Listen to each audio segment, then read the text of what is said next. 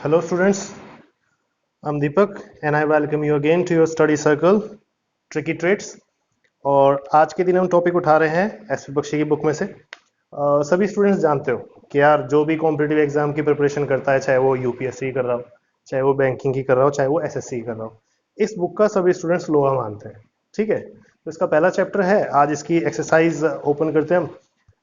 अगर ग्रामर में functions of tenses आते हैं, दैट मीन्स आपको टेंसेस की बेसिक नॉलेज है, तो आप इस बुक का पहले चैप्टर की पहली एक्सरसाइज खोल लीजिए, जो कि पेज नंबर 15 पर है। ठीक है, और इसकी एक्सरसाइज को हम करना शुरू करते हैं। स्टूडेंट्स, अगर आपको टेंसेस नहीं आती है तो इस बुक की इस एक्सरसाइज पर आने से पहले एक बार टेंस रीड कर लें, आफ्टर दैट ही आप इस वीडियो पर मूव करना। ठीक है, चलिए तो हम 5 to 10 सेंटेंसेस इस वीडियो में डिस्कस करते हैं अपने, जिसका फर्स्ट सेंटेंस कहता है she is often coming to me on Sundays.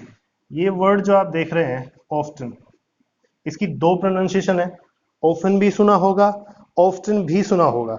अगर आप किसी भी इंग्लिश पर्सन को बोलते हुए सुनेंगे तो आप ऑफ्टन सुनेंगे बोलते हुए, और अगर आप इंडियंस को बोलते हुए सुनेंगे तो ज्यादातर ऑफन बोलते हुए सुनेंगे। तो आप जनरली ऑफ्टन बोले, ये सबसे मेन चीज है।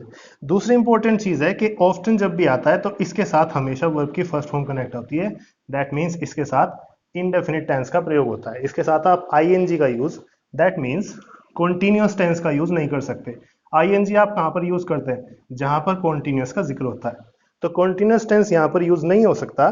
That means she is often coming की जगह ये सेंटेंस हो जाएगा शी ऑफ्टन कम्स। कम्स में ईएस आपने क्यों लगाया है, एस, क्योंकि ये सी सिंगुलर है। तो पहले सेंटेंस का सॉल्यूशन ये हुआ। हिंदी सेंटेंस की हो जाएगी she is often coming to me on Sundays के बजाय आप ऐसे बोलेंगे she often comes to me on Sundays. ठीक है, इसकी हिंदी होगी वह अक्सर संडे को मेरे पास आती है। ठीक है, सेकंड सेंटेंस इसका जो है वो है she just completed the letter then. अब देन जो वर्ड है, इसके बारे में बहुत से बच्चे पूछते रहते हैं मुझसे। ध्यान रखना, जब भी THAN का यूज होगा तो वो हमेशा दो सेंटेंसेस को जोड़ेगा जो कि शुरू में और एंड में होंगे। बीच में ही ये सेंटेंस के कंजंक्शन के रूप में आता है, और ये जो वर्ड है THEN वाला, ये तब या तो के रूप में सेंटेंस के एंड में या स्टार्टिंग में जुड़ा रहता है। ठीक है, देन के बारे में तो ये बात है। अच्छा, तब या तो से ये बात पक्की हो जाती है कि ये सेंटेंस पास्ट का ज्यादा सही रहेगा। ठीक है, आप इसका सॉल्यूशन देखिएगा, इसकी एसपी बख्शी की जो एक्सरसाइज है इसमें सॉल्यूशन में सारे की सारी चीजें दी हुई है, हर एक यूनिट के बाद इसका सॉल्यूशन है हर एक्सरसाइज का। ठीक है, तो शी जस्ट कंप्लीटेड। अब जस्ट एक ऐसा वर्ड है जो कि अपने साथ परफेक्ट टेंस लेगा। अब परफेक्ट का प्रेजेंट भी हो सकता है, यहां पर पास्ट भी हो सकता है। ठीक है, अब परफेक्ट में हम प्रेजेंट का यूज करते हैं इसमें, तो सेंटेंस हो जाएगा she has just completed. Has just completed से बन जाएगा ये क्या, हैज है प्लस वर्ब की थर्ड फॉर्म। इस वर्ड की खासियत है कि आप इसको परफेक्ट टेंस में यूज करेंगे। ठीक है, मेन चीज ये हुई। तो सेंटेंस की हिंदी क्या हो जाती है, तब उसने अपना लेटर कंप्लीट कर लिया था, या तब वह अपना लेटर कंप्लीट कर चुकी थी। अब था की हिंदी सेंटेंस के फ्लो में आ रही है, दैट मीन्स आप हैज की जगह या हैव की जगह हैड लगा दो तो ज्यादा अच्छी हिंदी आ जाएगी। इसलिए आप प्रेजेंट परफेक्ट की जगह पे आप पास्ट का यूज कर लीजिए यहाँ पर, ये ज्यादा बेस्ट हिंदी दे रहा है। ठीक है, तो ये सेकंड सेंटेंस का सॉल्यूशन हुआ। अब बढ़ते हैं थर्ड सेंटेंस की तरफ,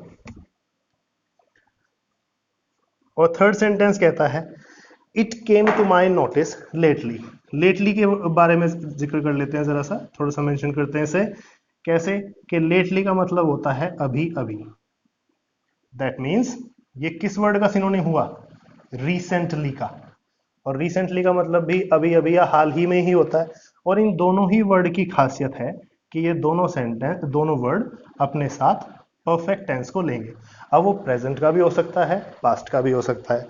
सेंटेंस की हिंदी है कि it came to my notice lately, यह मुझे अभी अभी पता चला। कम टू नोटिस का मतलब क्या होता है, पता चलना किसी चीज का। तो it came to my notice की जगह पे ये हो जाना चाहिए, यहां पर जो एरर है वो सही होगा, it has come to my notice. ये टेंस में यहां पर एरर है।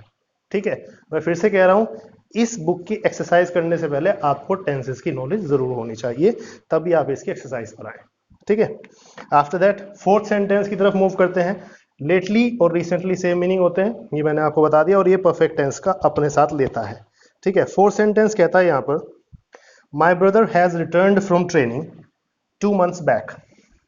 चलो इस सेंटेंस को देखते हैं। यहां पर इसने लास्ट में बैक बोला है, बैक के साथ हम अगो का मीनिंग सेम रखेंगे।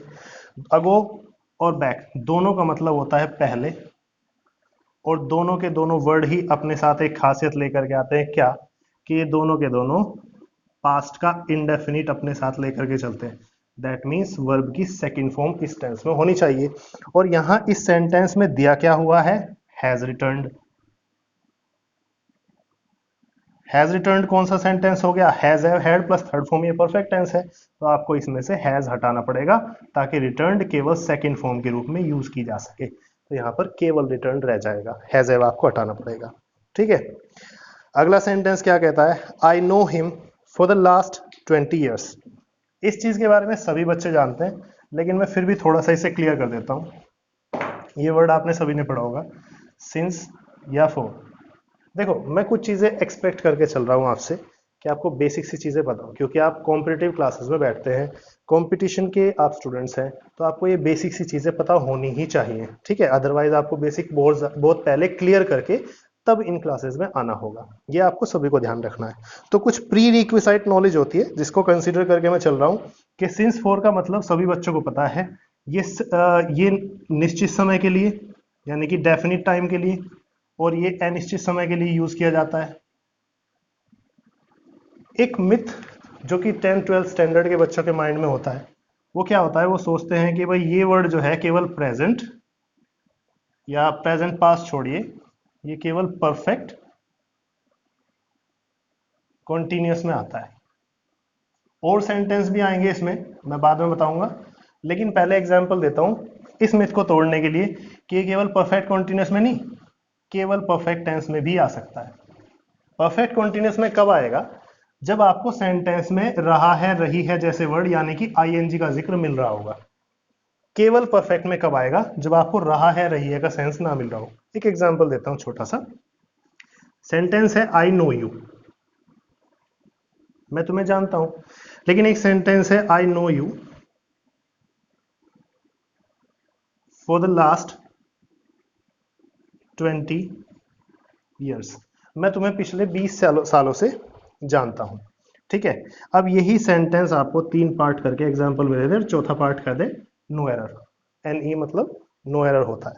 अगर आपको ये दे दिया पेपर में तो आप क्या करेंगे, जनरली बच्चे क्या करते हैं, ये सोचते हैं कि सिंस या फॉर में ही एरर होगा और यहां पर एरर पकड़ के आ जाते हैं, जबकि एक्चुअल में क्या है, मैं तुम्हें जानता हूं।